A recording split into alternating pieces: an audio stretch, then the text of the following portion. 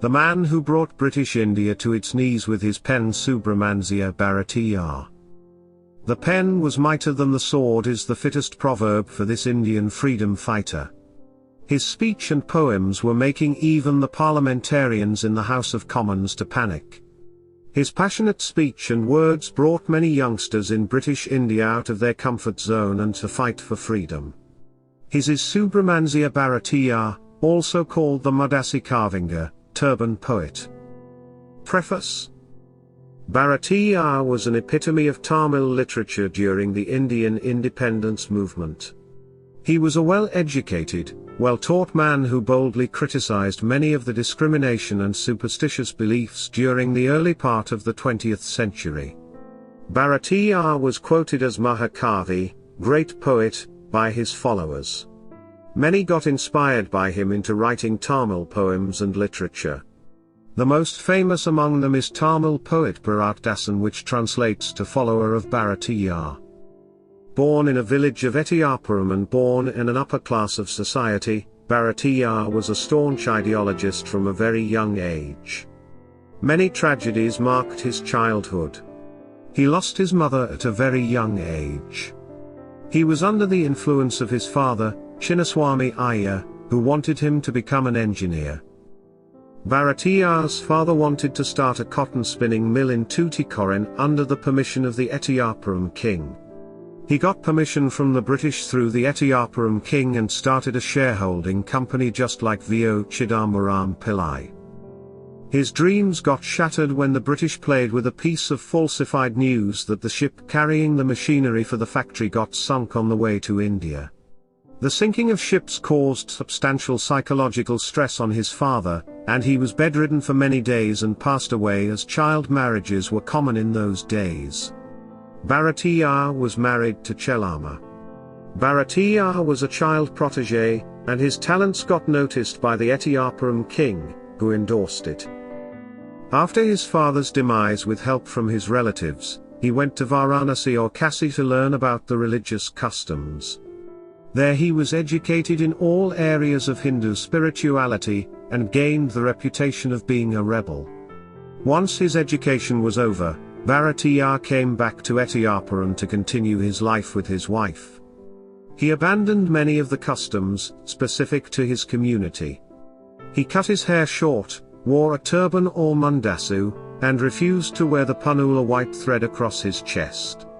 His actions of not abiding by community rules caused a lot of protests from people from his community. Some close to him even regarded him as losing his mind. Though he criticized customs, he was a staunch devotee of Kali Devi. Independence movement. He was offered an honorary job in Independence Etiyapuram court, which he refused and took up a teaching job in Madurai. During this time, he developed a friendship with V.O.Chidambaram Pillai and Subramaniyan Shiva, which kindled his inner feeling for freedom. He left his career as a teacher and joined as editor of Swadesi Mithiran magazine, and started to attack the British rule in India. He, along with V.O.C. and Subramaniyan Shiva, attended the Varanasi Congress session. During his return to Tamil Nadu, he visited Kolkata. He met Nivedita Devi, a British lady who became a follower of Swami Vivekananda. She enlightened Bharathiyar on women empowerment, after which Bharathiyar's view on women changed a lot. His words are way ahead of his time, and he is a strong supporter of violence if needed. He attended meetings organized by VOC people used to gather in his session to hear his passionate speech and his attacks on the British. He participated at the Surat Congress Conference, where he met Bala Gangadhar Tikak. Back at home, things were getting worse. His financial situations were getting worse. With no regular income, his wife found it difficult to run everyday house chores. Chelama, being a strong lady, was able to run the family, was not ready to accept Bharathiyar ideology. She was brought up in an orthodox family. Sometimes she even responded negatively to serve people of another caste. Clash in thinking led to a considerable gap between Bharathiyar and Chelamal, who now have 2 daughters. Escape to Pondicherry. With the arrest of V.O.C. and Subramaniyan Shiva, many of Bharathiyar's well-wishers asked him to escape to Pondicherry. The French ruled Pondicherry, and it was a haven for many British India freedom fighters. French and the British had a treaty not to interfere in each other's issues, so a British India convict can evade an arrest if he enters Pondicherry.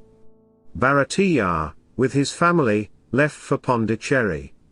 Pondicherry was a bit hostile to Indian freedom fighters during the time as the French and British became friends leading to World War I, where they were allies. Bharathiyar started to work in a newspaper published from Pondicherry and distributed across Tamil Nadu, which carried the seeds of freedom and sometimes violence.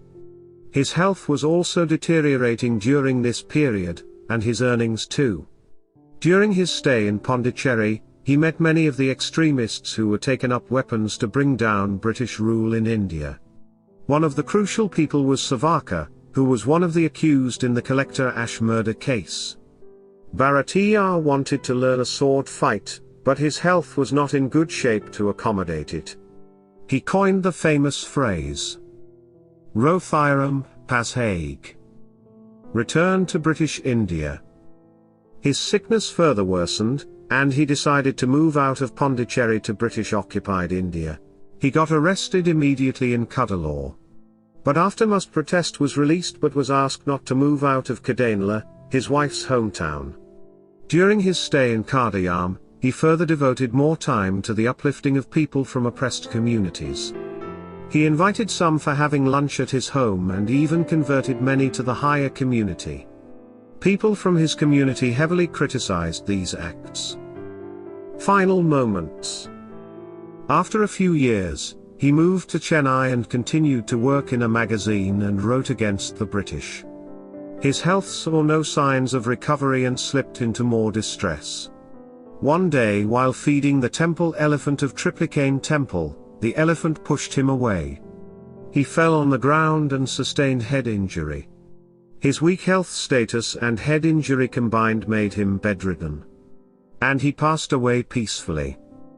Legend says there were more houseflies than humans to attend his funeral. A man who got no recognition during his period is presently praised as one of the greatest poets ever to live.